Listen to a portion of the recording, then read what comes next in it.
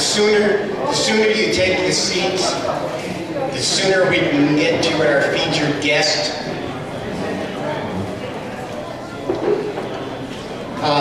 If you're not seated, but and you're doing some things in the back, that's okay. I would just ask that you keep your voices down, because we'd like to start in.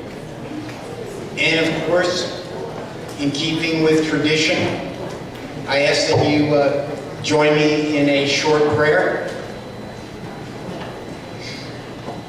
Heavenly Father, we thank you for all that you have bestowed upon us. We ask that you be with us here tonight, and that your presence fills the room. Please watch over us. Protect our guest speaker from the forces of evil. Father, give us the strength to continue our battle against collectivism, which seeks to destroy your gift to each of us, the gift of individual freedom. Father, give us the patience with one another to maintain unity within our ranks. Give us the compassion to forgive those who cannot fight alongside us. And give us the resolve to conquer evil once and for all. Amen. Amen. And if you would join me in a pledge. I pledge allegiance to the flag of the United States of America and to the republic for which it stands, one nation, under God, indivisible, with liberty and justice for all. Okay, we're going to try to get through business as quickly as possible, but you do have to endure about 15 minutes of business.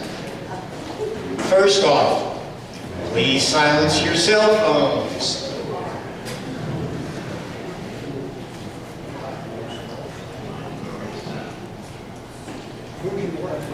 Yeah, I'm good, thank you. Next, name tags. If you are a paid member, you have a name tag. You may or may not have picked it up yet. If you have not picked it up, please see Joe in the back of the room. He has your name tag, again, only if you are a paid member. By the way, I think everybody is tired of hearing me say this, but I will say it again. If you're not a paid member, please join. There are membership forms on the tables. It's critically important for us to have a large paid membership base. That's where our political power comes from. It is the union model. That's what makes unions so powerful. They have a paid captive audience, and they have money. I made this announcement a little bit earlier. I'll say it again because we do have a break coming up. There are agendas on every table. There are only a few, but if you're not sure of the timing on things, please check an agenda. We'll have a break a little bit later on, and you can buy 50/50 tickets once again during the break. We're also selling a ½ ounce of gold. It's a 2009 American Gold Eagle. That's $10 a ticket. We sell 100 tickets and draw a winner. Our second raffle is a gun raffle. Again, we sell 100 tickets, we draw a winner, and the winner gets their choice of Smith & Wesson. That's the M&P 9 Shield, the ported version, or a Luger revolver in .38 Special. Only about 10 tickets left. Awesome, about 10 tickets left on the gun raffle, but I do, Tom, have another set. So if we run out of them, please let me know, and I'll give you another set for another game. And I do want to thank our game sponsor, that's Relic Hunter. They really do good by us, helping us out with pricing on these gums and dealing with our members who can't make up their minds what they want to buy. They're like, can I get all three? Both gums and the cash? No, for $10 you don't get that. Okay, one other point. Lehigh Valley Tea Party chips. If you haven't figured it out yet, we sell chips. Brian has chips. That's just in case you want to spend money on a raffle but did not bring enough cash. And you have a credit card. You can go to Brian, you can say, I want $50 worth of chips. He'll run your credit card and you can take those chips and spend them however you like. Raffles, or in the donation buckets. But they're only good for tonight. That's the key. Because otherwise we have people counterfeiting them every month.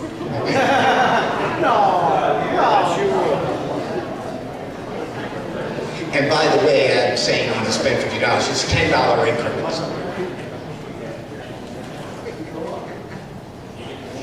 First-time attendees. Is there anybody here tonight who has never been to a Lehigh Valley Tea Party general meeting? Okay, great. Thank you. There are awesome and welcome. And I have to say one thing, and I'm hoping that our speaker hears this in the back, because it is a little important. We all know why we're here tonight, and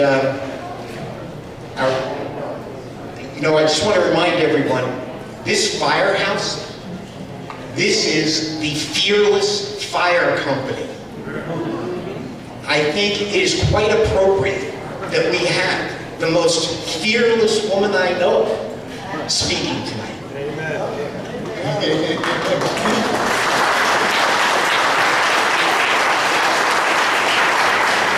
So, back to, if in fact this is your first time at a Tea Party meeting, we have forms on the table that say, hi, I'm here for the first time.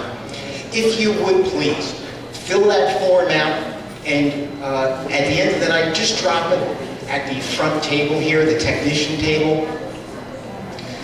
That really helps us understand what brought people here and what your issues are, which issues are of greatest interest to you.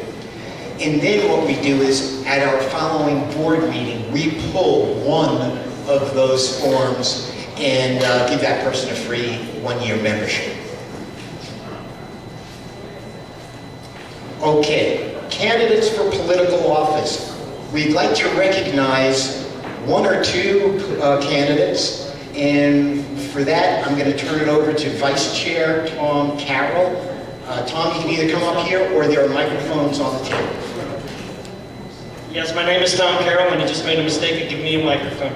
Anyway, welcome everybody. I am the Vice Chair of the Tea Party. I'm also the Chairman of the Steering Committee, and as such, we always look to get involved politically to support candidates that are conservative, fiscally conservative, and constitutionally minded. Tonight, the only candidate that was able to make the meeting, and we have a lot, and this election is important. You all need to be engaged in this local election. Mayor of Allentown, Luis Garcia, where are you?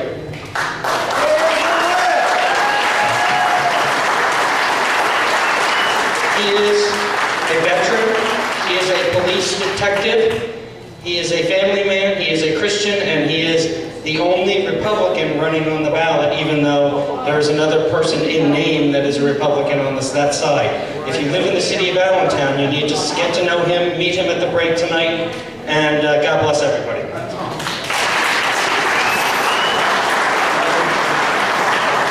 I did forget, we do have another candidate here running for county commissioner in Lehigh County, John Donches. John, where are you?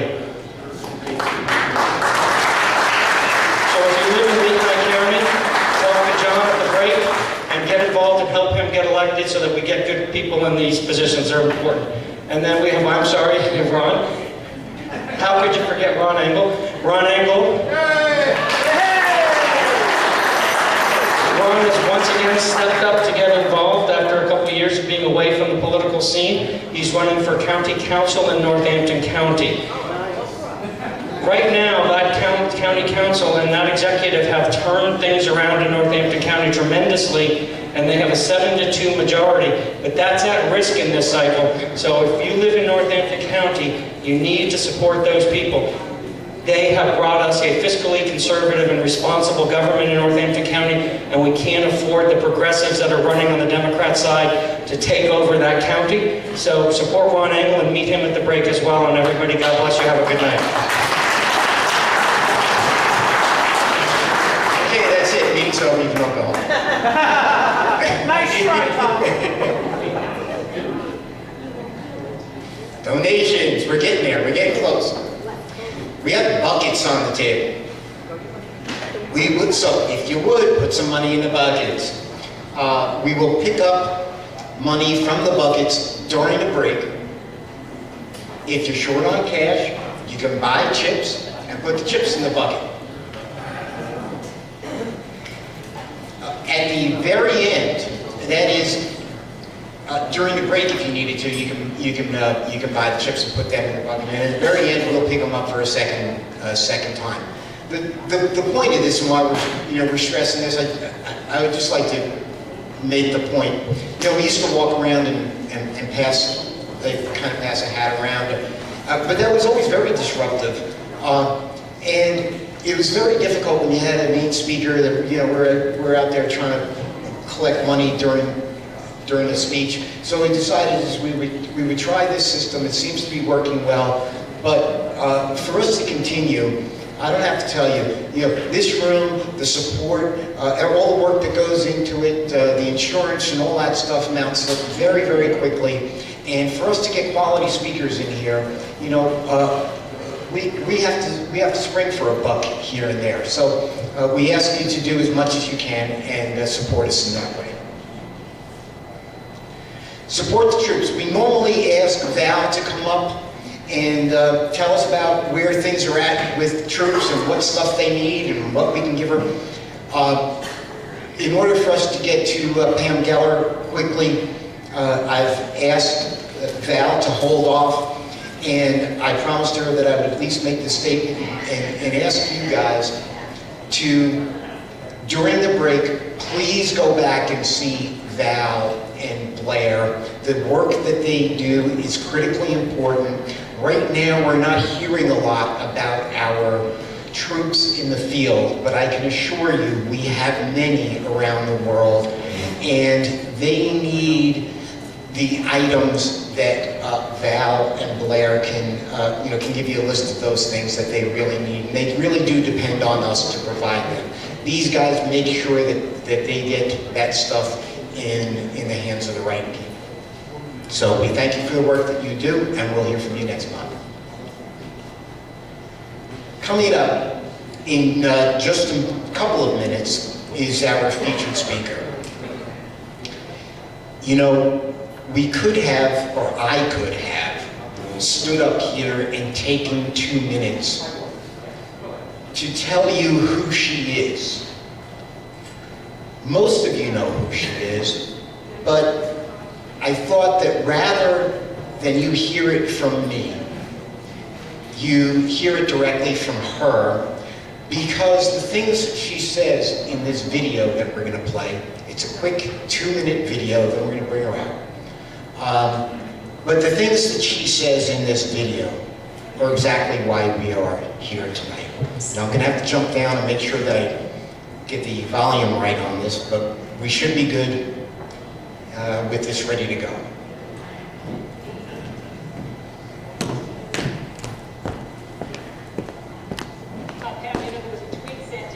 Before the attack, warning of the attack, did you get any intel from the police about just how dangerous an event like this could be? Well, it's dangerous because increasingly we're abridging our freedoms so as not to offend savages. The very idea that if something offends me or I'm insulted by something, I'll kill you, and that way I can get my way. And somehow this is okay with members of the elite media and academia is outrageous. Well, it's a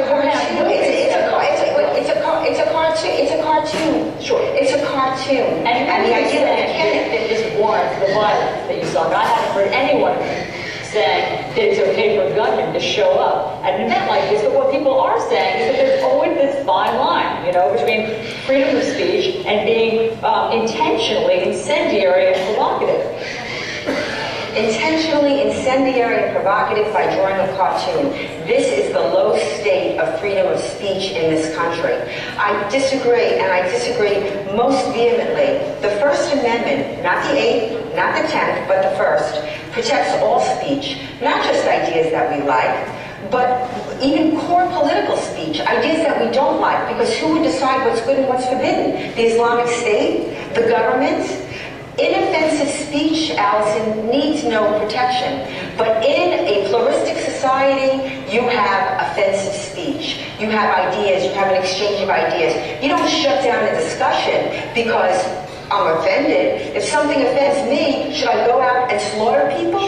When Jesus Christ was put in a jar of urine, it was called art. Did Christians like it? Of course not. Did they slaughter people? Did they burn embassies? Did they kill whole communities? Of course not. This cannot be sanctioned. Yeah, this cannot be sanctioned. The West must stand up for freedom of speech. It's the core fundamental element of this constitutional republic.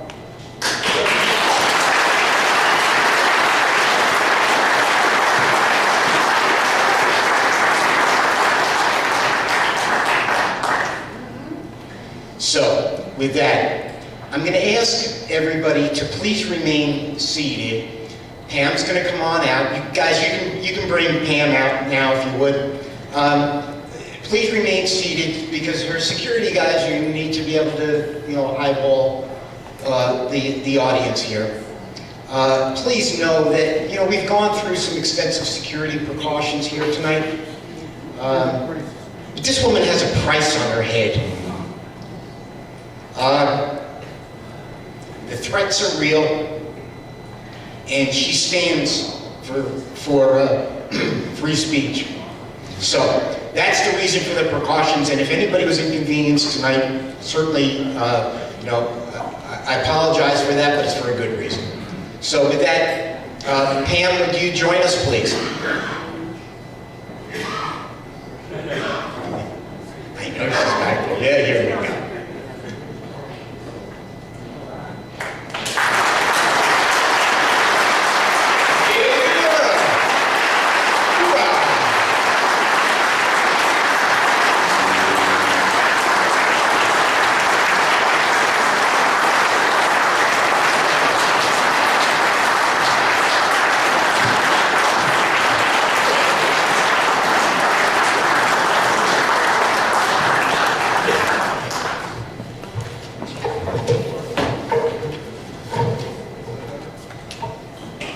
Good evening.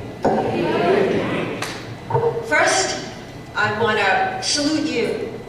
I want to salute you for coming out, a brave act in this day and age, in the age of fear. I must thank Tom Campione, who put this whole thing together.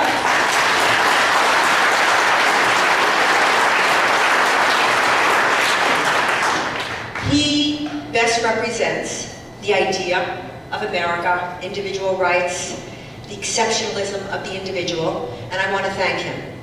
And I say that because in the wake of Garland, Texas Jihad, I had every single speaking engagement canceled. Every one. I would have done another art exhibit, could never find a venue to host me. So you have a very brave leader, and I just want to salute you. Thank you, Tom.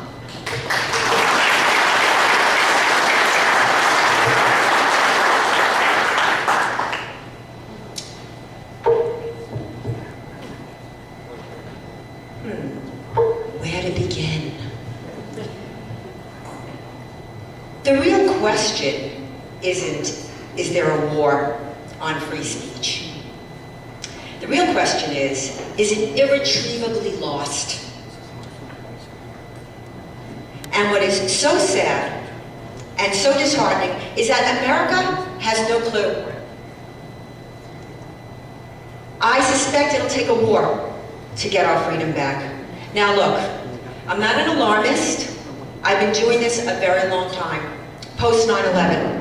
Little background, before 9/11, I was the quintessential New York City career girl.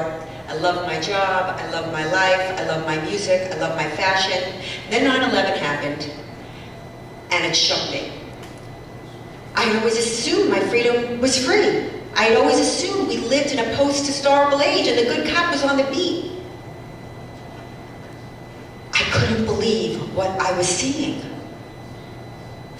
That freedom has to be preserved and nurtured like a baby all the time. I didn't know who would attack the country. And when I found out who would attack the country, I didn't understand who would attack the country and why. And so I studied Islam.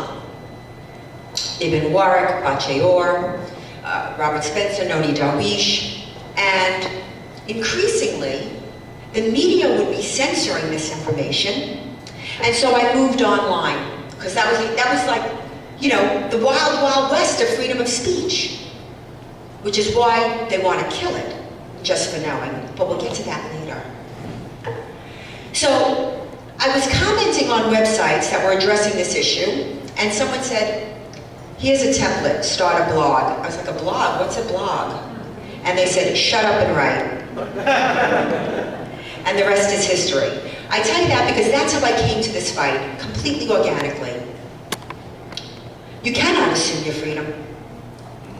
And the fact that here we are, 15 years later, in the state that we are in, is astonishing. If you said to me on 9/12 that those who stood in defense of freedom, those who opposed the doctrine behind this unspeakable act of war on America, that those people would be demonized, I would have suggested that you be Baker Acted and institutionalized. But that's exactly what's happening. I have been on the front lines in the war on freedom of speech for years, and I could tell you stories that would knock your socks off. First of all, as you may know, we have done numerous ads, for example, across the country. Always, by the way, our ads on buses and subways, a response to a vicious, mendacious ad. People say I'm provocative. No, no, no, no. I was responding. But if you respond, you're provocative. If you respond, you're a racist. If you respond, you're an Islamophobe. It's how they shut you up. They must shut you up. They must shut you down. Look what they did to the Tea Party. The most delicious, wholesome movement since 1776. I know, I spoke at a number of them. Racist, had nothing. Meanwhile, they're burning down Berkeley, they're burning down Ferguson, and this is golden, and the motive is golden. This is a war in the information battle space, and the rules of engagement in the information battle space are as brutal as the rules of engagement in Afghanistan.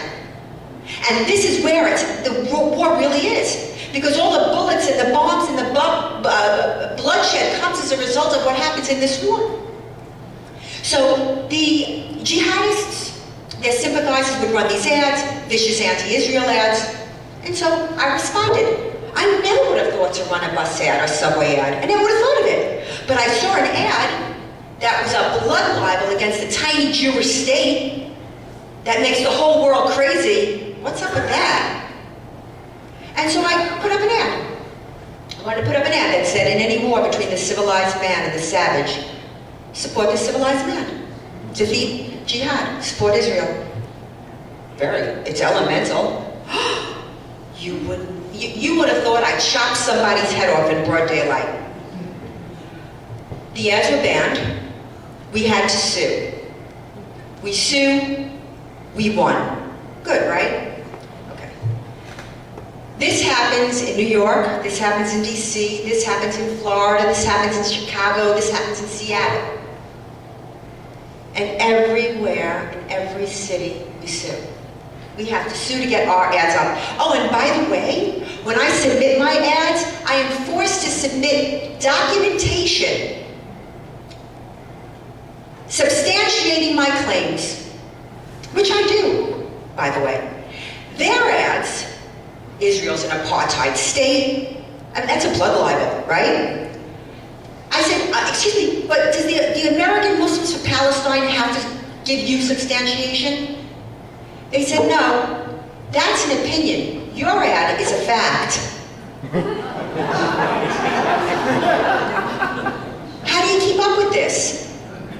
How do you keep up with this? We sue, we won, so what happens? They start banning ads, all political ads. Banned in New York. New York City, the capital of the world. New York City, who took advertising on their transit system for over 100 years. Over 100 years. And now, no political advertising. Because of big bad me. Imagine, Washington, D.C., Boston, Chicago, Miami, and last week, San Francisco. Last week, San Francisco banned ads. Liberal, San Francisco, right? Haight Ashbury, right? Liberalism. Liberalism is statism, collectivism, totalitarianism, death. That's where it leads. It doesn't stop. It's a slippery slope. And I am telling you, we're in trouble. Do you know why San Francisco banned the ad? Do you want to know the ad that I wanted to run? I'm so glad you asked. This was my ad. Trump is right. Hashtag back the ban. And the background of the ad had the names of the refugees that had been convicted of jihad terror-related crimes in this country. Banned. Truth is banned. Truth is the new hate speech. Truth is the recognition of reality. That's what truth is.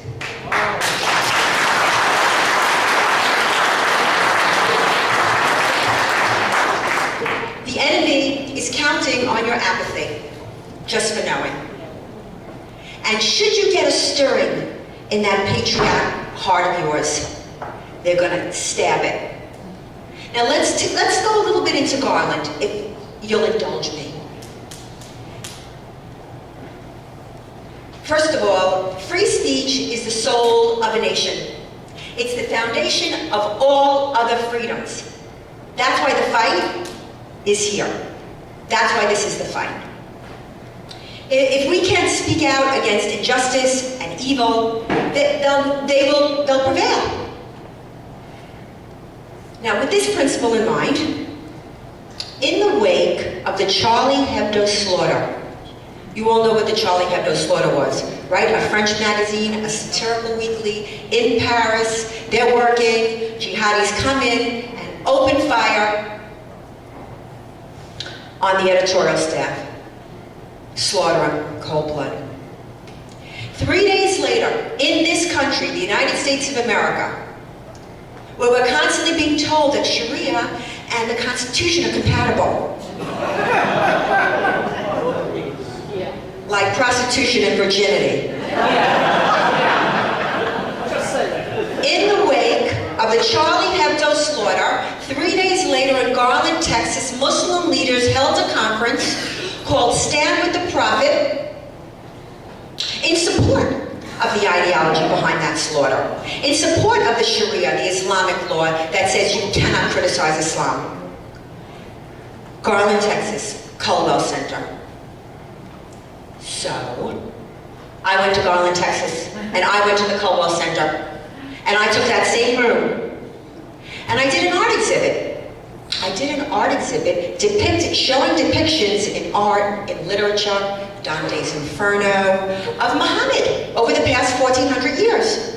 And how people were not always being killed. Why are they being killed today? They're being killed. It's violence to impose Islamic law, and it is working. It is working. Look at what happened after Garland. I was the bad guy. What? What did I do? I violated Islamic law. Well, I'm not a Muslim. And I live in America. Everybody blamed me. Even people you wouldn't think. Even Donald Trump said I was taunting Muslims, which is pretty rich. Said, well, he did, and said I was, I was a terrible messenger, and I was an obnoxious blowhard. But I do think a year later, and I came out, once he won, I came out strongly for him, 100%, no question. I do think he's learned a lot. I really do. Because there's so much disinformation, that's the key, you see? There's so much disinformation that you could be, even a critical thinker could be fooled. Listen, one of my ad campaigns, again, which was responsible for shutting down a city, free speech, was an Islamic group in this country, an unindicted co-conspirator group, largest terrorist funding trial in our nation's history, a Muslim Brotherhood Front, CARE, Council of American Islamic Relations, ran an ad campaign. They had an ad campaign called My Jihad. And it was like, my jihad is going to the gym every day. My jihad is not burning my toast. You know, like, it was rebranding jihad. This is dangerous. So of course you knew I was going to do an ad. And what I did was my jihad ads. And I ran prominent Muslims and their quotes. The Prime Minister of Turkey, now President Erdogan, who said the mosques are our fortresses, the minarets are our helmets, the bayonets, and the faithful are our soldiers. I ran the Fort Hood jihadis quotes, the underwear bombers quotes, yeah? And, of course, another city down. And let me tell you how sick it is. You want to know how crazy? Like when I said it's a slippery slope, there's no stopping it. That Trump ad has been submitted to Seattle. I am currently in another lawsuit with Seattle. What lawsuit is that? Brace yourselves. The FBI was running an ad campaign. FBI and State Department. Faces of world's global terrorists. And it was the worst terrorists in the world, okay? It was a one ad. FBI, State Department, reward up to $25 million, and the faces of the, well, jihadists. Well, handful of people, always now, it was offensive to Muslims. I mean, wait a minute. Why would it be offensive to Muslims? Why do they identify? Why do they identify with jihadists? Okay, FBI takes the ad down. You with me? Of course, I spring like the UN into action. And I put that ad up. I took that ad, I put it up with AFDI, it wasn't being misleading, and they rejected it, said it was disparaging to Muslims, and this is going back and forth now, still trying to get it up. And I'll tell you, these cases are going to have to go to the Supreme Court. And somebody's, yeah.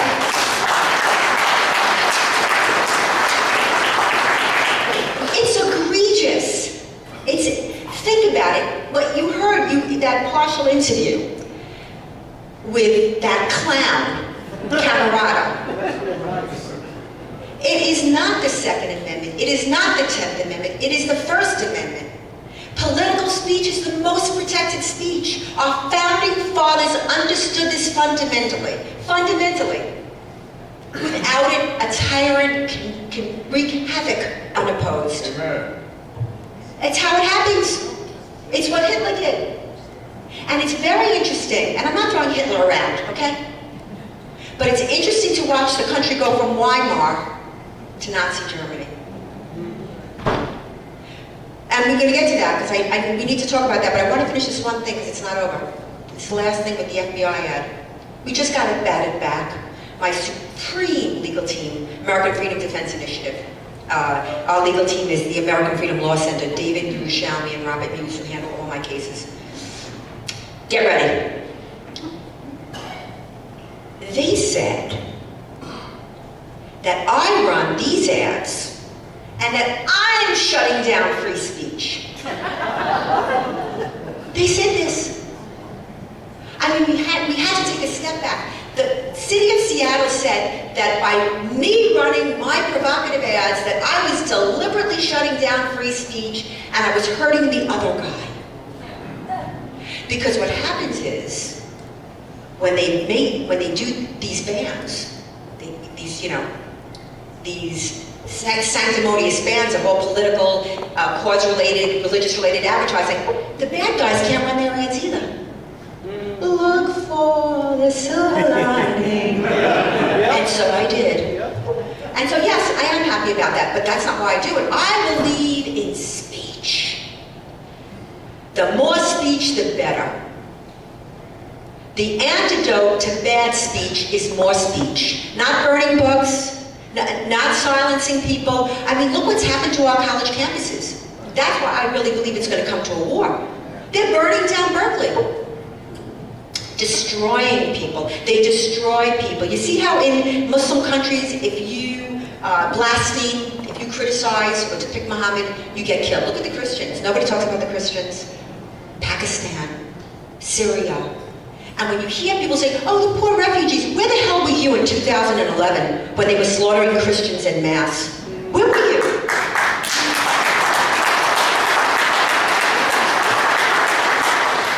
In 2011, we issued a call to the UN, my organization, and the international arms of my organization.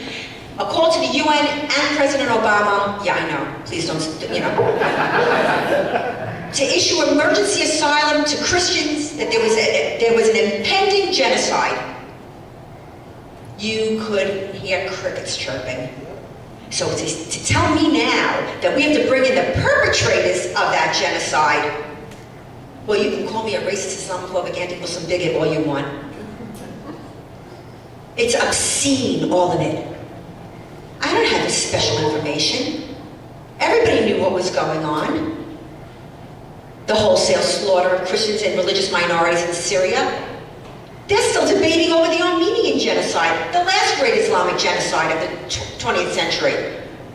You think they're going to call this a genocide? But no, in Bosnia, 50 Muslims are killed. That was a genocide. There goes Bill Clinton into a war in Bosnia. Oh my God. Nobody even talks about that. And if you talk about it and you're not on the side of the Bosnians, you're a genocide. You're a Holocaust denier. Yeah, that's what they call you. There is a war in the information battle space, and you are a first responder, which is why this building is so incredibly appropriate for this talk. It's a building of first responders. It's a room full of first responders. You must get involved. You must fight. Garland, Texas. We do this event. They try to kill us. Yeah?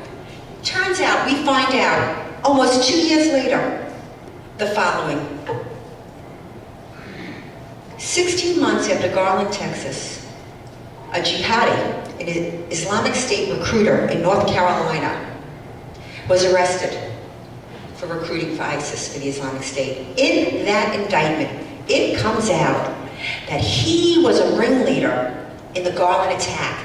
He was texting with FBI informant at my event. There was an FBI guy at my event, and Eric Jamal Hendricks is texting, how many police are there? How many participants? Is the FBI there?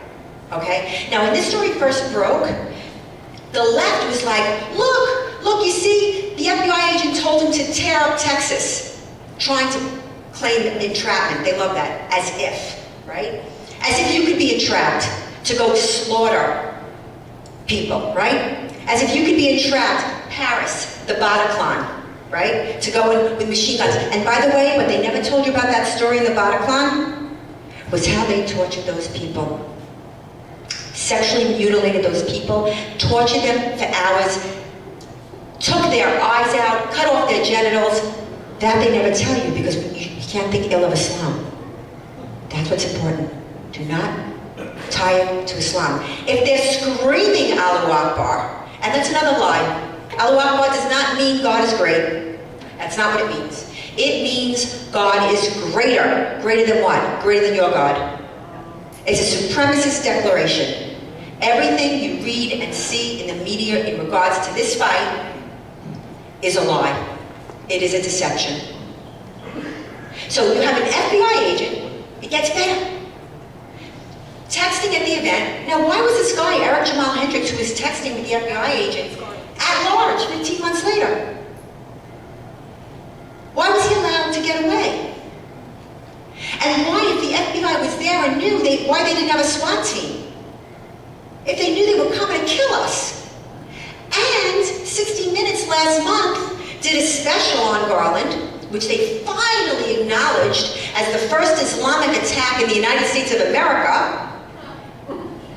There was an FBI agent driving behind the car of the jihadis. He got out of his car and took a picture. They have the picture. I have the picture on my site too. Took a picture of the jihadists 30 seconds before they started shooting. He got back in his car and drove away. Wait a minute. He gets picked up by the cops. They think he's one of them. Now I ask you, did they or did they not want us to get killed? No, seriously. Why didn't they have anyone there? Why did they have anyone there? Americans? Free speech? A ban? Texas? Why did they have anyone there? They wanted to send a message, just like they used Benghazi, the wholesale slaughter of our people, to send a message. What was the takeaway from Benghazi? Do not insult Islam. It was a YouTube video that, by the way, when they claimed it was a YouTube video, had less than 200 views. When they claimed it was a YouTube video, and you've all seen the emails now, when knowing that they knew, right? That was the takeaway. 1 week to the day, September 18th. 1 week after September 11th, Benghazi. President Obama goes before the UN, goes before the world, stands on the podium, and says the future does not belong to those that slander the Prophet of Islam. That's a direct quote. I'm not paraphrasing, kids. So when I say, it's not hyperbole when I say they wanted us dead, think of the effect that would have had on free speech. Blood chilling. And yet, it had it anyway. My colleagues and I cannot speak on college campuses. We do not get invited, and when we do, it is pandemonium. It's madness. You have no idea what's going on college campuses. None. This generation, millennials, are scary. This generation whose brains have been marinating in toxic ooze for the past 22 years, frightening robots. You know, when I was a kid, there was an expression, never trust anyone over 30. Now, never trust anyone under 30.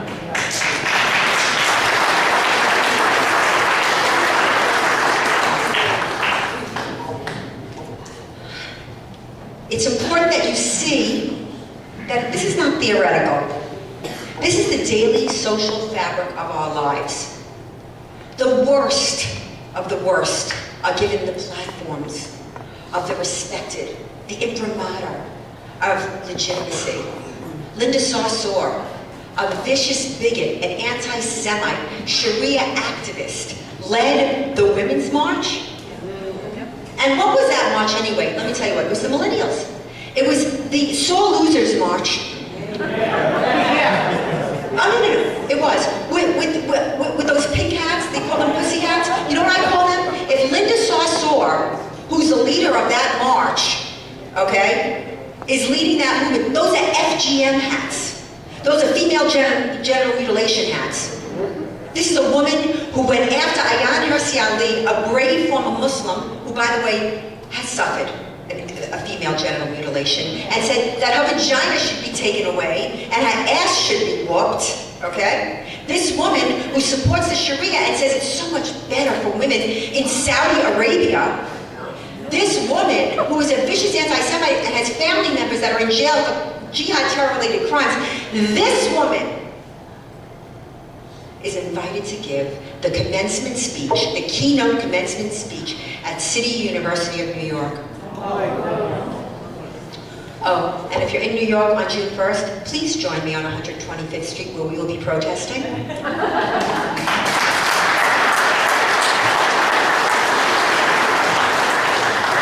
You must do something. When you see something wrong, you know it.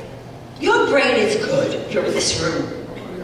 You must do something, even if it's just you alone in the street with a sign. Trust me, it's powerful. It's powerful than the buses and the astroturfing and the box lunches and all the crap that they force down our throats. Look at the Ground Zero Mosque. Here was a project, 16 stories, in a building that was destroyed in the 9/11 attacks. They want to build a 16-story mega mosque. And I remember reading it and I said, I don't think so. And it started small. You know, I was saying to my readers, there's a meeting at the community board, everybody go. Well, at one point, everybody went. This tiny room was overflowing. It was insane. It was fantastic. And the bottom line is, at our rallies, we had close to 35,000 people at the last one. And just for knowing, President Obama wanted it. Remember, he made the big speech at the iftar dinner, at his big iftar dinner. Oh, he's so creepy. Really, I mean, you know, tone it down, bro. And Mayor Bloomberg said, if they don't build this mosque, if we don't let them build it, the terrorists will win. This is the left, completely irrational. Actually, could you imagine in the age of ISIS, if that mosque had been built? Mecca on the Hudson. The shrine of shrines. Well, you know, many times when they catch jihadis, the patch has the Twin Towers. Don't think it's not powerfully iconic on so many levels. But we defeated that mosque. And don't you forget it.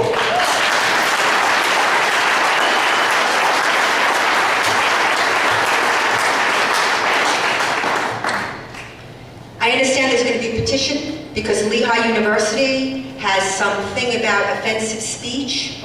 Offensive speech is the most protected speech. I don't know what happened to this country. You know, there's just been some kind of psychic break, and the right is so busy living their lives. You know, the whole idea of America, the whole founding, elemental premise of America was individual rights. This was the big leap, the huge moral leap, the first moral government, that every single, you know, human being was created equal. And the idea of capitalism, the defense of property, this is, you know, when people say, remember when they asked Obama, well, you know, do you believe in American exceptionalism? Yeah, like I believe in Greek exceptionalism and British exceptionalism. He never got it. What is American exceptionalism? I'll tell you what it is. It's the individual exceptionalism, the exaltation of man and the value of man. And this is what this country is. This is lost, and this is what we have to get back. And don't think it will be easy, because this is decades. This started, we can go back, you know, to FDR, but we don't, I mean, I see it, if you have to look at markers, historical markers, I see it in 1964, the free speech movement, remember that? Again, Orwellian. They take our words, invert them to their liberal. Is that not perfect liberal? Right? Tolerance, right? Tolerance. The most intolerant fascists.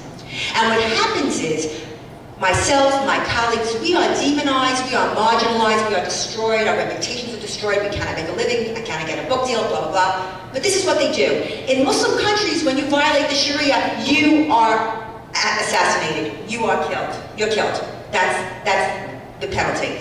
In the West, if you violate the Sharia, your character is assassinated.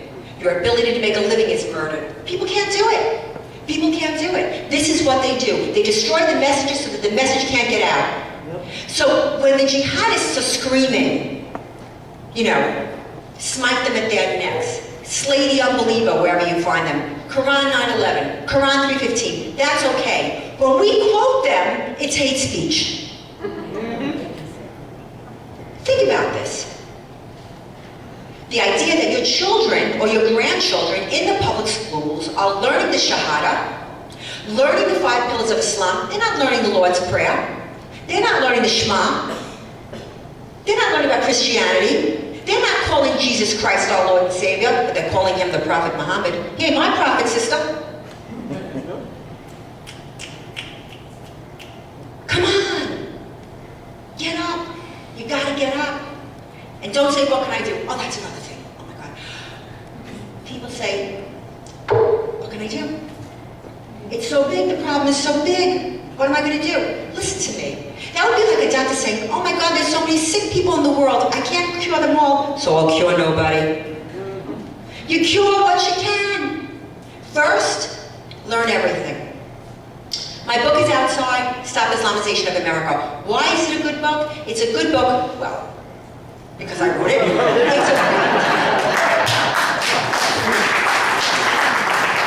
It's a good book because it's a primer. It teaches you how to fight. Now you're going to say, I don't need, oh yeah, you do. You do need to know how to fight because everything is framed. They're looking for the person who says the wrong thing. They're looking for the person who has the wrong sign. They're looking, it is theater. All of it. It's all staged for the camera. You have cameras, you have camera phones, take it out. Start videoing everything you see that looks wrong. And I'm not talking about cops, who we love. They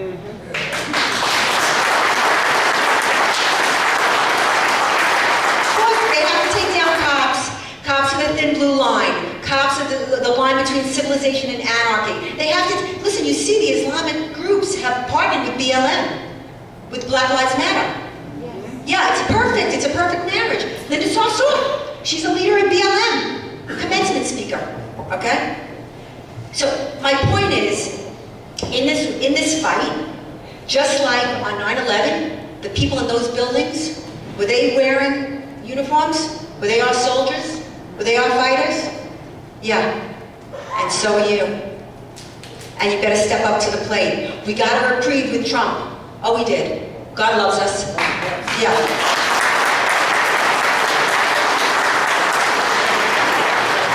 We got a reprieve with Trump because let me tell you something. If she got in, over,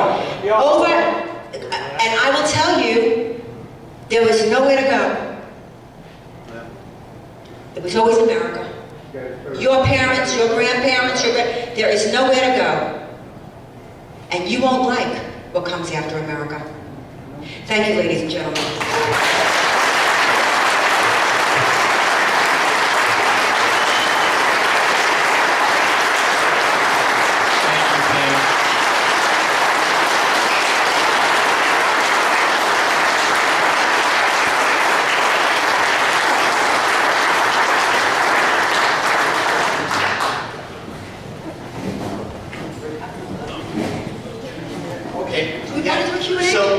So yeah, we were going to do that after the break, but we can do it now and then. Let's take a vote because we're a constitutional republic.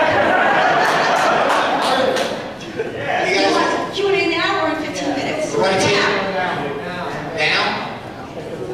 now? Peer pressure. Okay. We're good. So I'm going to call on Tom and Tony to run microphones. Tom's got one there.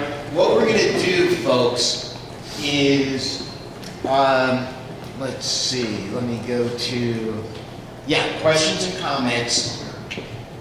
There are the rules. If you have a question or a comment, please raise your hand and wait for a microphone. Please be brief. You have people here who like to go on and on more than I do. Brief, to the point, wait for a microphone, raise a hand, and we'll get to you.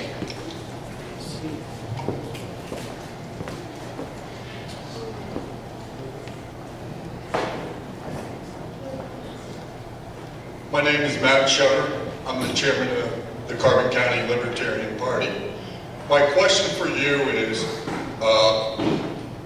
as an outright libertarian, which means openly gay libertarian, I will stand side by side with you for the bakery's right not to serve gays at a gay wedding.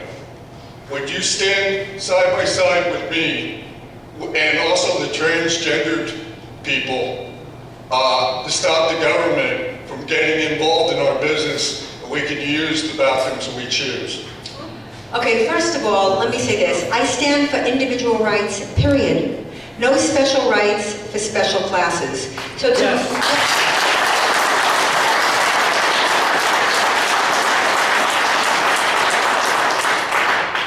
and I'm sorry, but you can't just use the bathroom that you choose. You can't, at least in my mind's eye, because when you're a little girl and you go into the bathroom alone, I mean, there has to be some modicum of safety for all. Not just, wait a minute, sir. Equality for all, safety for you, and safety for the kid. What about if it's in the No, government sit down. property? Sit down. I agree the government should not be involved in our problems at all. Listen, but it's up to me, honestly, if I were the king of the world, okay, government would do one thing, and one thing only, defend my individual rights.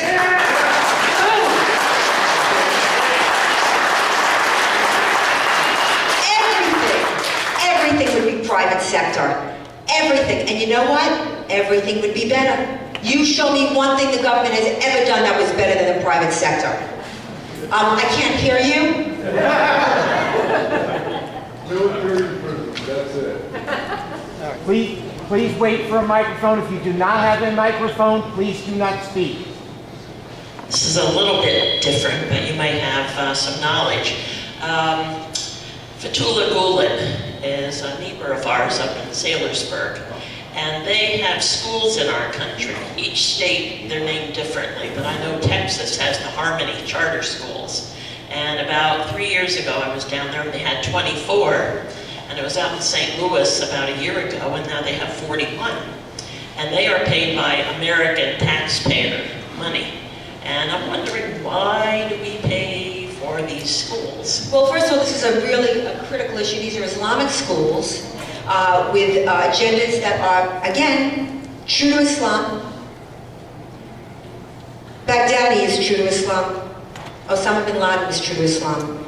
You're not allowed to say that, but you can't tell me that these asshats in academia and in the media and these clowns know more about Islam than the Caliph, who has his master's, his PhD in Islamic theology from the world's leading Islamic school, university, Al-Azhar.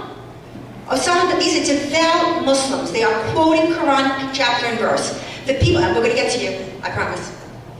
People that say, well, there's violence in the Bible too. The violence in the Bible is descriptive. The violence in the Quran is prescriptive. The few rare times in the Bible where it is prescriptive, it's for a one-time. It's for a one-time event. The Quran, in Islam, the violence is prescriptive for all time. In Judaism, they encourage you to think, to inquire, to question. In Islam, if you try to reform or reinterpret Islam, it is the crime of hypocrisy. Hypocrisy, hypocrites. It's punishable by death. That's why there's a problem with Reformation. That's why there's been no enlightenment like there was Vatican II. Okay, your question. Big problem. First of all, if our taxpayer dollars are going to these schools, which they are, and they should not be violation of the Establishment Clause, then they should be monitored. They should be monitored. What are they teaching?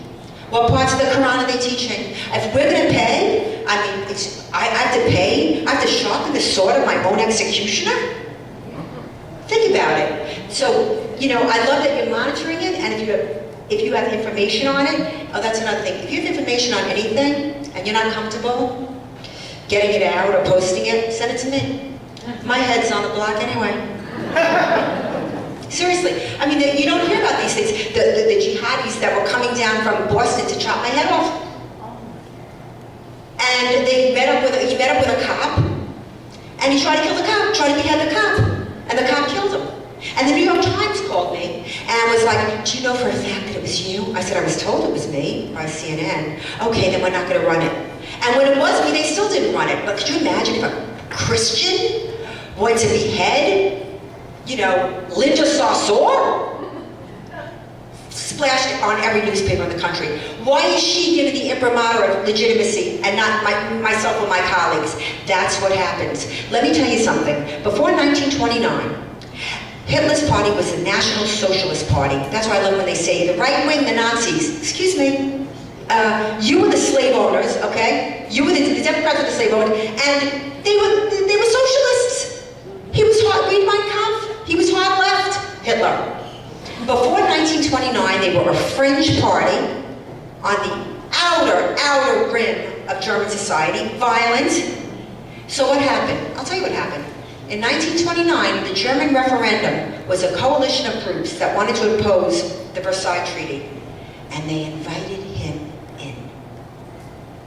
They invited Hitler and his party in 1929, giving him the imprimatur of legitimacy and inclusiveness. And that, if you're asking me, was the beginning of the end. And we see that here too, in America. Voices like mine are shut down. Look what they did to Coulter. Now, I'm not surprised. I'm not surprised. This has been happening to me for years, but it was okay. You know, it's Geller, she's so controversial. You think it ends with me? You get away with doing it to me, you're next. Okay, sorry, long answer on that, sorry. Yes, I thought you might say more about the liberal media. I'm sure you agree that media is pretty much liberal.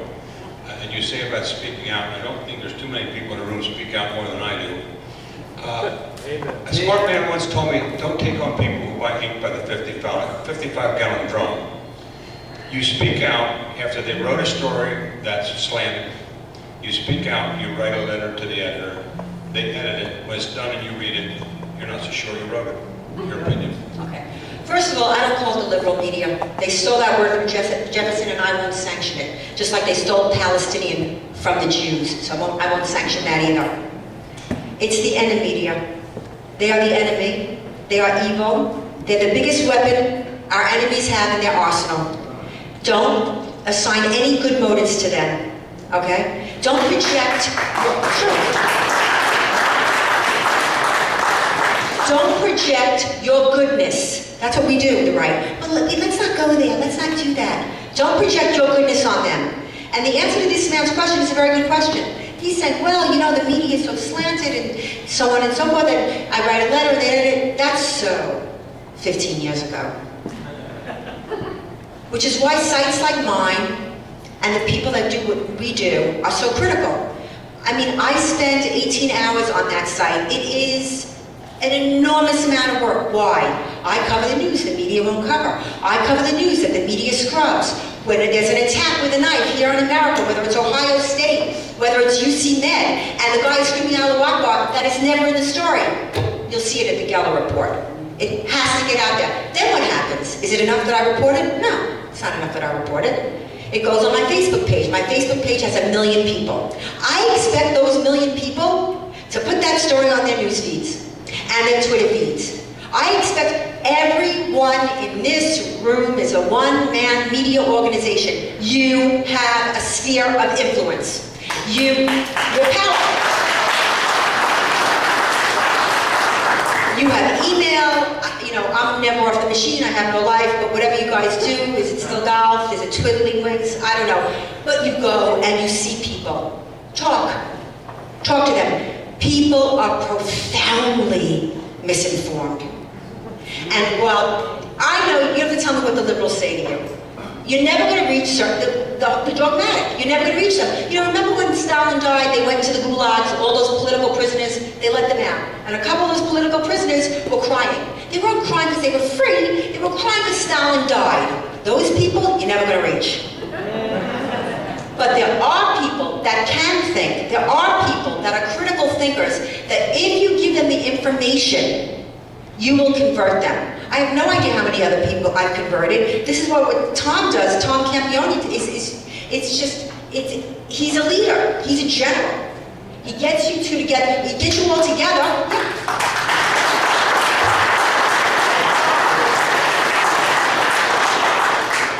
He feeds you, and then he expects you to work out. And we are an army of individuals. That's who we are. I mean, look, I understand the machine. Who understands the machine better than me? I'm like in that cartoon, you know, the cartoon where they steamroll over Roadrunner, and he's like a flat thing, and then he pops up. That's me.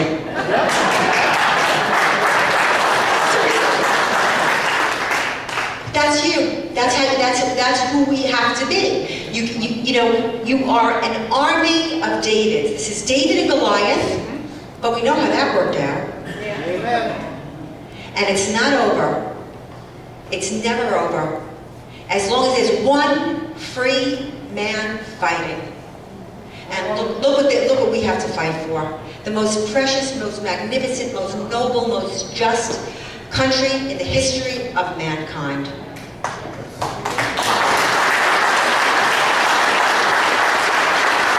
Hi. Oh, this is live.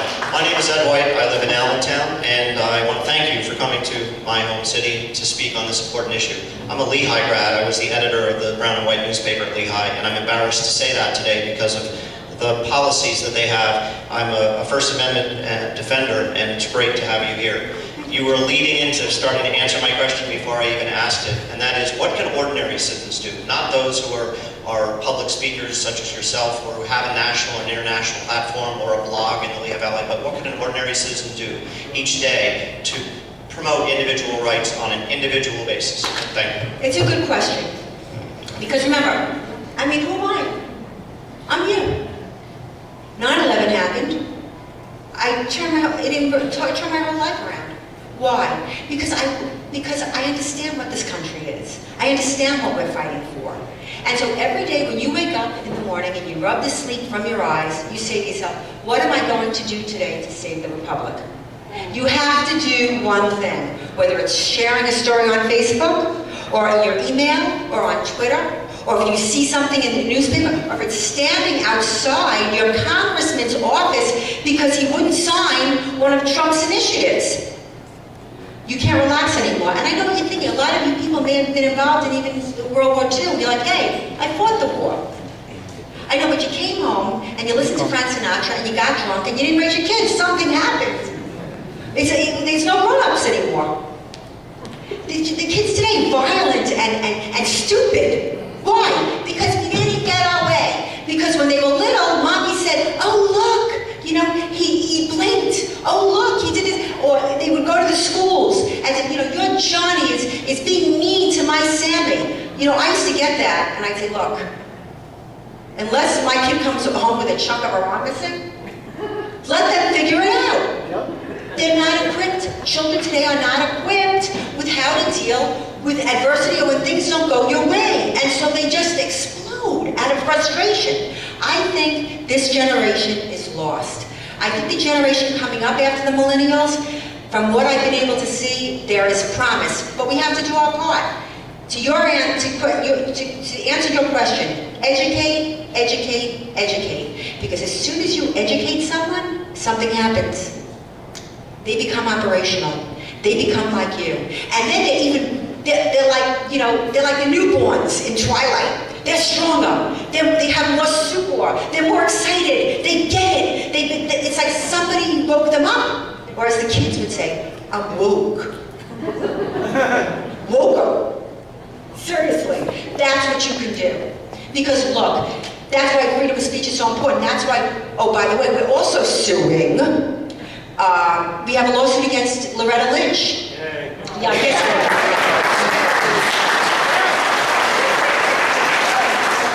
Because these social media giants, Facebook, YouTube, Twitter, arbitrarily and capriciously block, ban, and suspend people over what they perceive to be hate speech.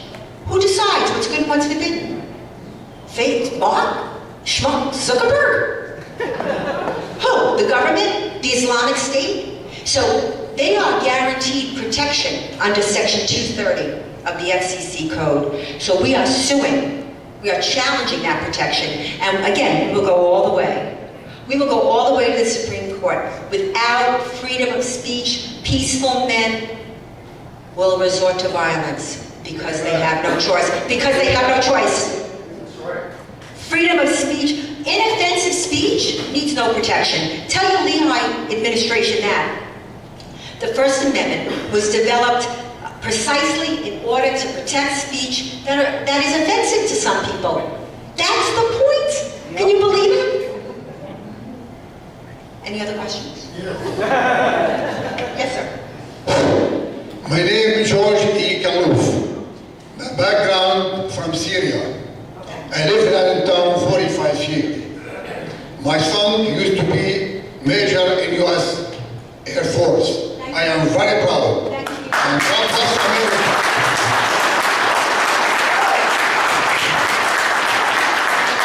I am Christian, Catholic, churchman. I am representative, refugee, but not because I like the refugee. Before my question, I let you know about Syria a little bit. 95% in Syria, Muslim.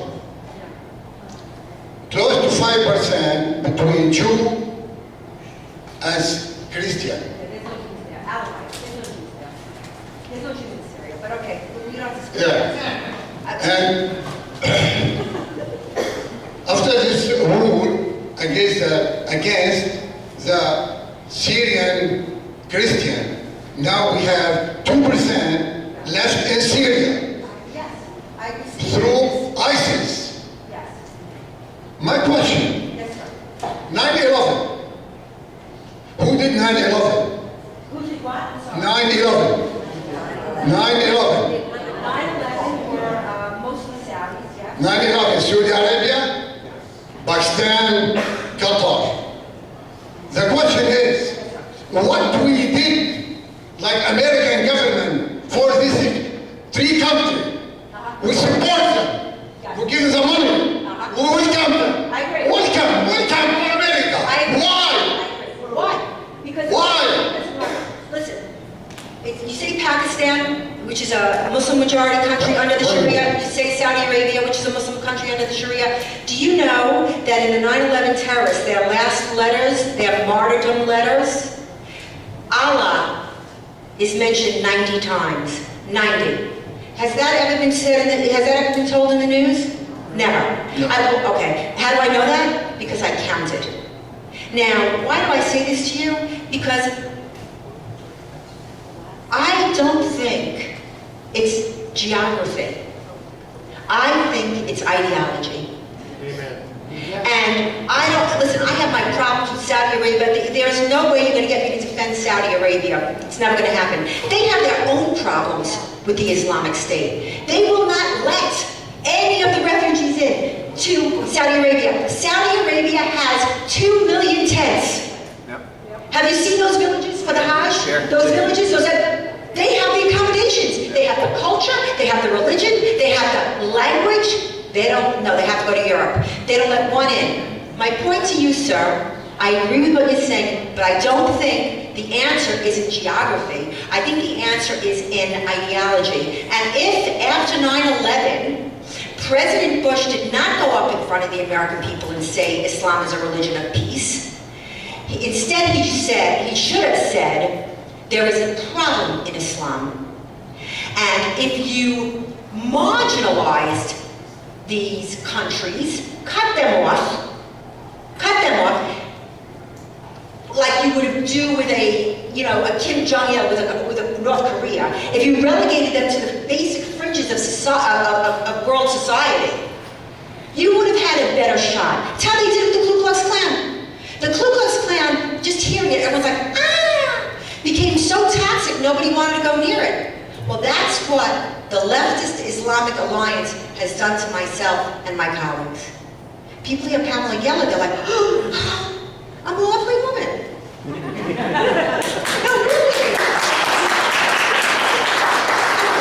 I'm fighting for freedom of speech, freedom of conscience, and individual rights for all.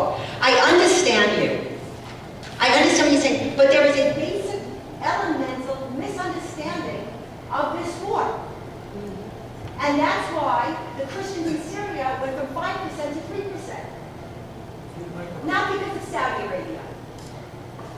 George, we have to let other people ask questions too, so please make this quick and give the microphone to Tony. We have, for your information, we have small, it's not small, big mosque at Whitehall, $3 million mosque, 200 students every Sunday. And the basket of the store is just mosque. What do you do? Okay, thank you, George. There's a mosque in Whitehall that costs $2 million, and there's 200 students that study there, and wants to know.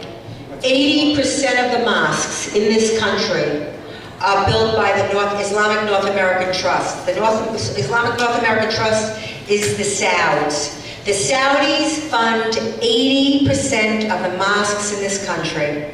Why? Because Muhammad said, build rabats, build beachheads in which to spread Islam. The number one form of jihad is al-hijra. Islam does not start until the hijra, until the immigration out. That's what you're seeing. February 2015, the Islamic State vowed to send an army into Europe, an army of 500,000. Everybody laughed. I wasn't laughing. And they did. And of course, you have to read the Geller report, or you wouldn't know that every single day in Europe, there is another terrorist attack thwarted, or a knifing on a train, yelling Allahu Akbar. And now the new thing is, it used to be, I'm sure you're gonna laugh, used to be, he was a lone wolf. Well, there are no lone wolves in the global jihad. They're all armies, They're all, soldiers in the armies of the global jihad. But when there were so many lone wolves, it was ridiculous. So now lone wolf went to mental illness. When they're yelling Allahu Akbar, it's mental illness. Now, I think that's very Islamophobic, don't you? Yes. I'm telling you. They think we're stupid, and so many are because of the media. And we have an opportunity to circumvent, to leapfrog over the media, and that's why they want to shut us down. Listen, this fake news thing, okay? There's been so much fake. You want to know fake news? Fake news is the New York Times, day in, day out, running stories about Mitt Romney's dog on the top of his car. Yep. I hear the man's taking the dog on vacation. That's how much he loved the dog, with 100 people in that family. Every day. That's fake news. But they're going in, and Google is going to designate fake sites. So if people see a story of mine and it has a fake thing, people are not going to come. This is what they're going to do. Who are they consulting with? Who is Zuckerberg consulting with? Media Matters. George Soros' think tank. You've got to get active. The more they shut us down, the more you have to fight. The stakes are so high. So high. Is there one more question? There's one more over here.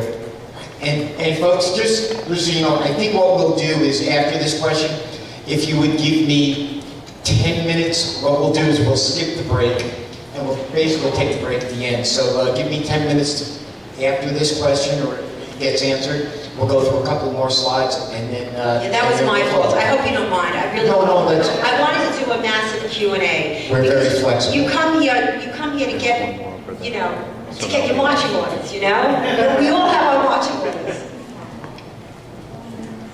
This is not a question, but thank you for my marching orders. I'm so glad I came here tonight to see you. You're an awesome lady, and I'm proud to call you a fellow American. Thank you. God bless you.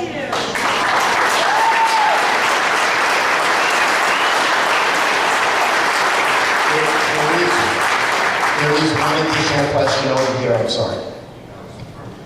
And buy the book. The book tells you how to protest. The book tells you how to fight Islamization in the schools. The book tells you how to fight Islamization in the workplace.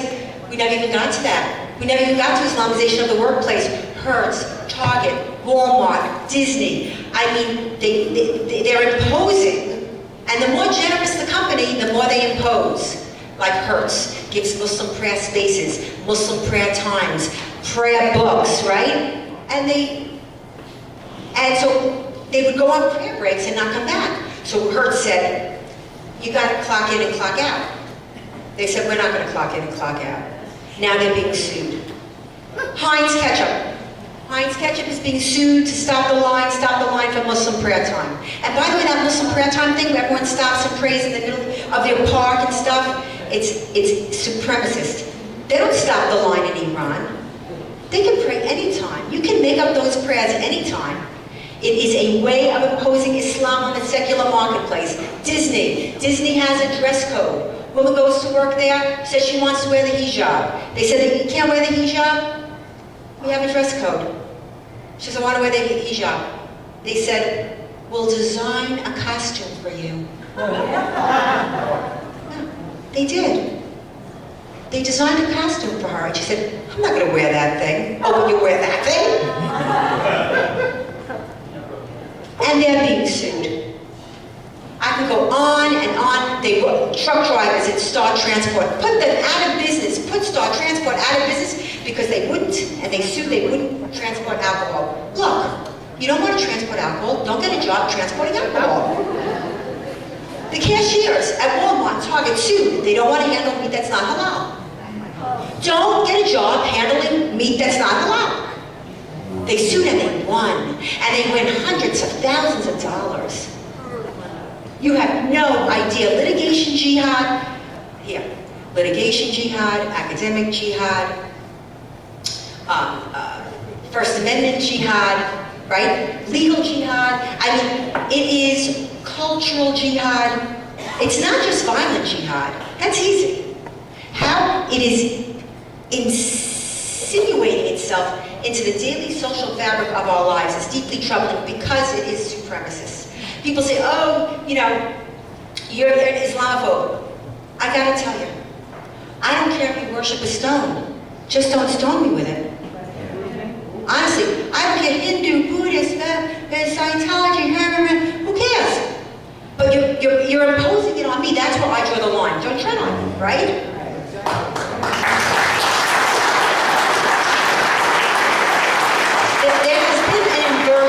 There's been an inversion of the founding premise of this nation. No longer is it the subordination of might to right, but now it's right to might.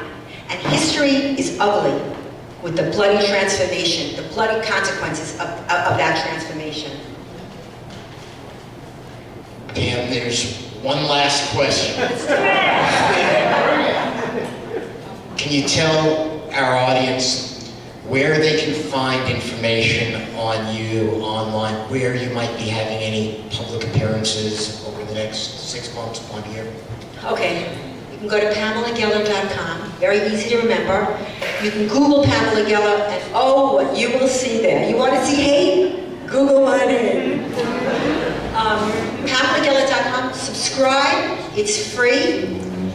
Get on Facebook whether you like it or not. I don't want to hear, no, I don't want to. You can't see the battlefield. I think I like being on Facebook. I hate that. My skin crawls. YouTube also. They take down our videos, but they leave up these jihadi videos of these imams calling for the slaughter. Kaibar, Yahoo, Sich Muhammad, Sayyahud. You know? But that's the battlefield. You can't whine and say it's not fair. War is not fair. And that's what we're in right now. Join Facebook, join Twitter, share the articles. The more you share, look, at some point, when you see, I update 20 times a day, and it's all really, there's some left, the outrageousness of the left, but it's all jihad related. Stuff you don't see, how they're slaughtering women in Europe for leaving Islam. You know, how the girls, my readers, because I have readers all over the world, my readers are writing me and saying that their daughter can't walk to school anymore. They're walking their 16 and 17-year-old daughters to school because that's how in jeopardy they are from this massive migrant invasion. They can't, you forget nightclubs, that's out. They can't go to the grocery store. It's completely lawless. Look what happened New Year's Eve. Let me tell you something about New Year's Eve last year. That was a terrorist attack. You say, no, not really. Yeah, it was. Just like you never saw 9/11. Why does everyone think, what do you think the soldiers are going to come in with bayonets? War evolves, people evolve. The mass raping, not just in Cologne and Hamburg, but in Sweden, in Oslo, in Malmo. You can't tell me that was somehow, like happenstance, that literally thousands and thousands of girls were groped and raped and robbed. And notice, it's girls. Young girls are the future of any nation. Yes, the war heroes. Yes, the cops. Yes, the men scientists. Yes, we give birth to them. Young girls are the future of a nation. You sacrifice your young girls to the altar of Islamic supremacism, and you are finished. Amen. And they are the #1 target. And no one, I get such emails, really to break the heart, from families in Europe. Now you say, it's Europe. Listen, what are we doing differently? They won't let them have the most elemental restriction, counterterrorism restriction. We know the Islamic State has the passport machines. They have the passport machines. They're making those documents. We were doing undercover video. I had a girl one of my people walk into an immigration office, and the guy's telling her, she said, listen, we're here, my family's here from Syria, we're here illegally, what do? We have it all on tape, go to YouTube. AFDI video, undercover video. You see him telling her what to do to get the family to stay in the country. There's a problem, and one man can't fix it. President Trump needs an army. He's got enemies in his administration. I don't understand that whole thing. I'm sitting back. As long as Bannon is there, I'm down. I know Bannon. I know who he is. I know he gets it. I know he's brilliant. I know he doesn't back down. But this whole, Bush did that. Bush had 2 schools. This is the Harvard School of Business that says keep your managers at each other's throat and you'll get the best performance.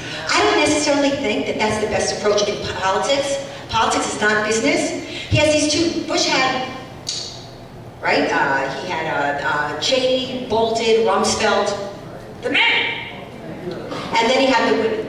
Colin Powell, Condi Rice, Nick Burns, Steve Hadley, and the trimmers always win. The moderates always win. Let me tell you, there's no compromise between good and evil. In any compromise between good and evil, evil wins.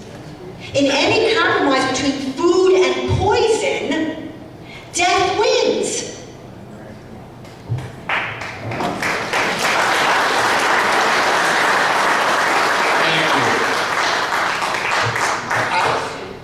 We were supposed to have one last question, but that was supposed to be the last question. So Carol, could you please make it very, very quick? We're over. I will. My question is about Sharia law being practiced in this country. I just recently heard, I think it was on the radio, I don't even know where, but about a 7-year-old girl being mutilated. And it's horrendous. This is it's a good question. 500,000 girls in this country at risk of female genital mutilation. Nobody wants to talk about it.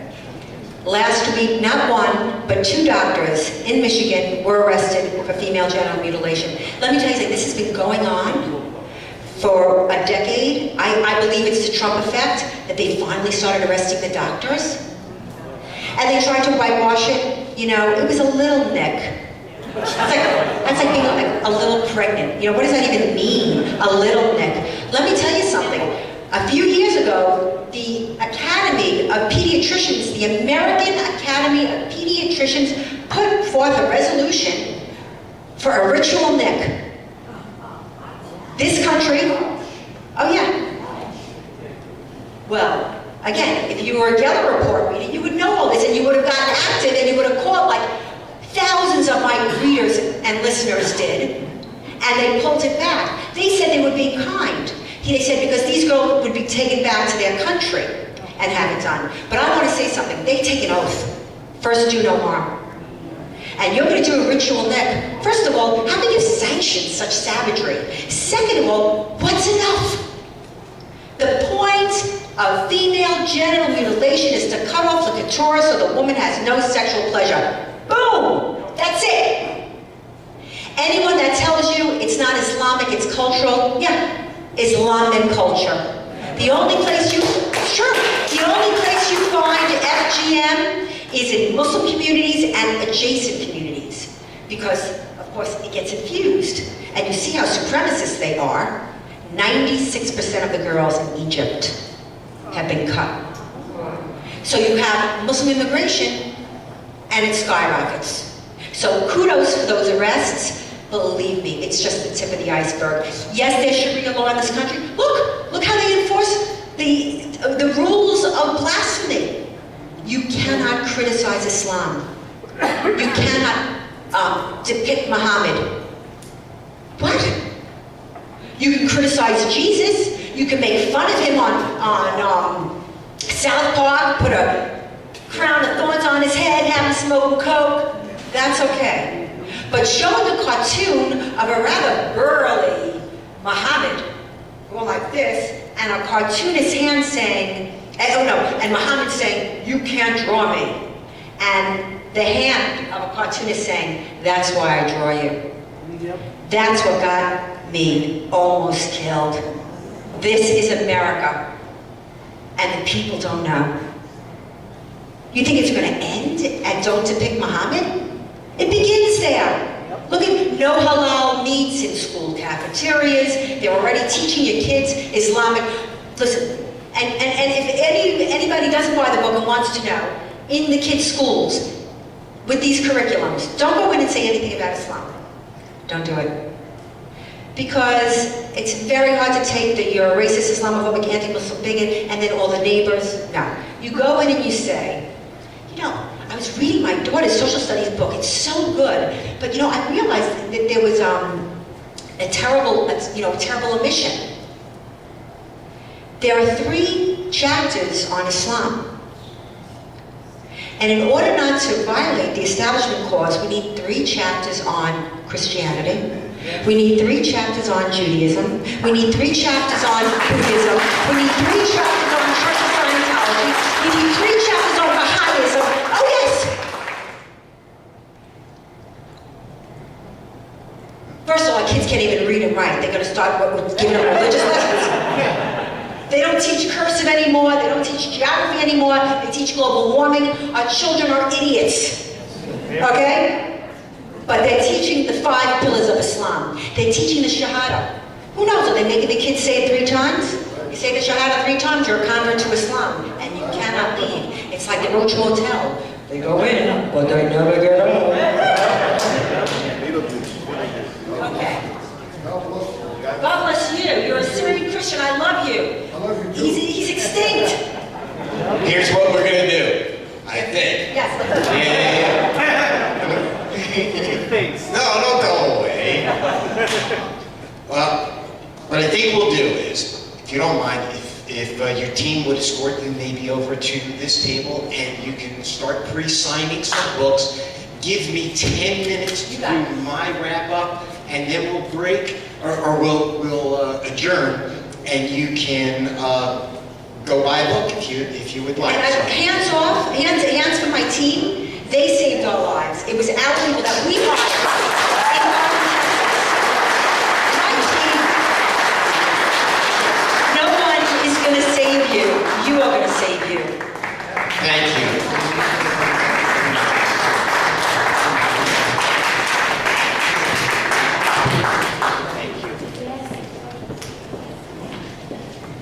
Bill, if you could have, if you'd start passing out petitions. There's some people going around passing these petitions out. I'll try to make this quick. I'm going to ask you not to get in line right this second. Please do not get in line right now. Please wait until the Please go back to your seats. Please return to your seats. Once we adjourn, then you can get to the table. And again, folks, I'm getting a couple of looks here and there, oh, what's wrong with you guys? This is a very serious situation. We need to protect our speaker. We need to make sure that her security team is comfortable, and I am not going to allow people to approach a table without, without it being the time to do so. Thank you. Anyway, petitions are being passed out. What I'm asking you to do is take the petition home. On the bottom of the petition is a web address, lvtp.org/speech. Go there and put in your name and address, and you click submit. When you do, the system will send 2 emails. One goes to the president of Lehigh University, the other goes to the provost. And it's going to demand that they remove the word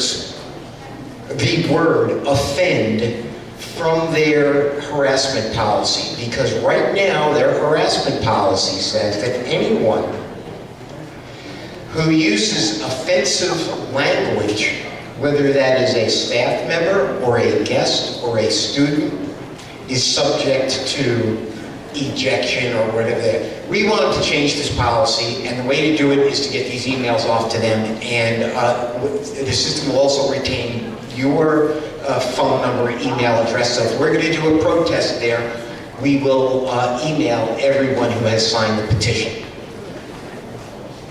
Drawings. We need to do a drawing.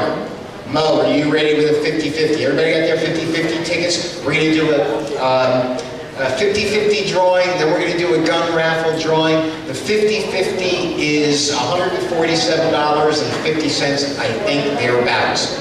So,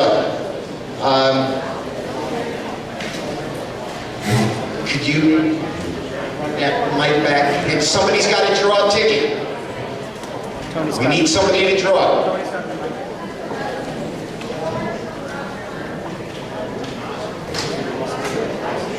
Gerard from Relic Hunter is going to be pulling the ticket. Gerard from Relic Hunter Gun Shop. He sponsors the guns. He's going to draw the winner from the 50-50.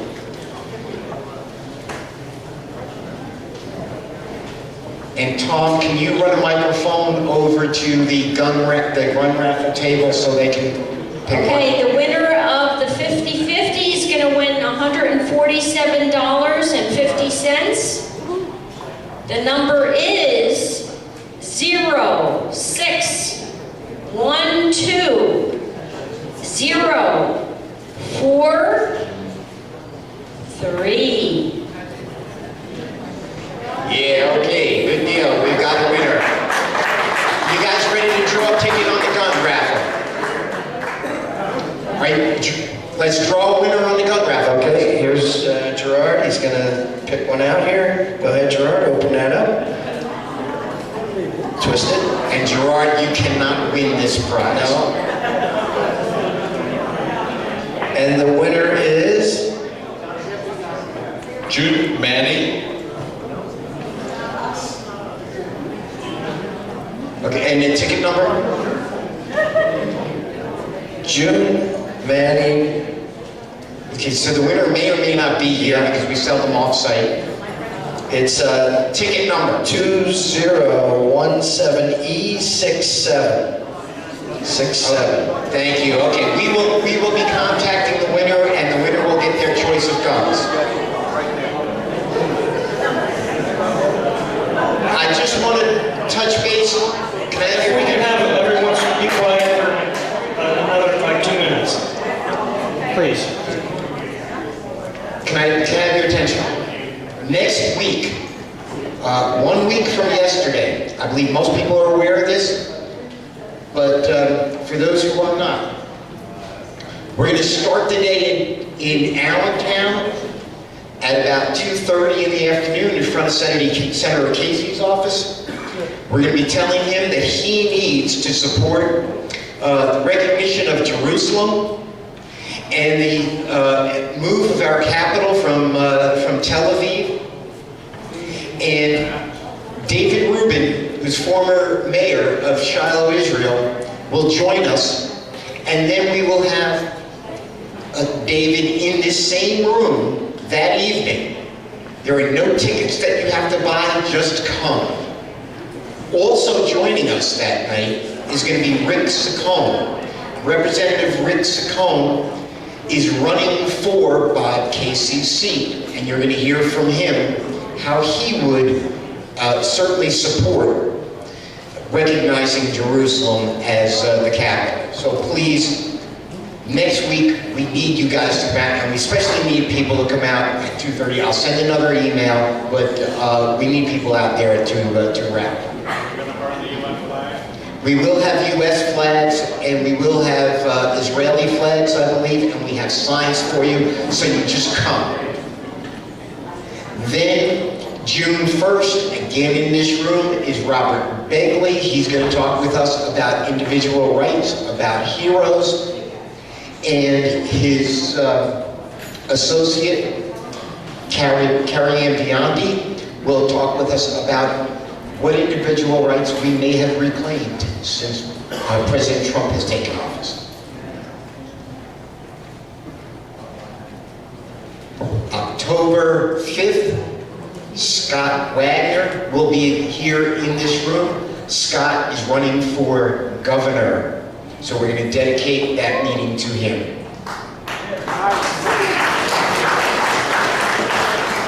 Donations, if you have, thank you. I think the next slide is a closing slide, so before I go to it, what I'd like to say is, if you would like to purchase a book, please form a line that goes in front of the stage here.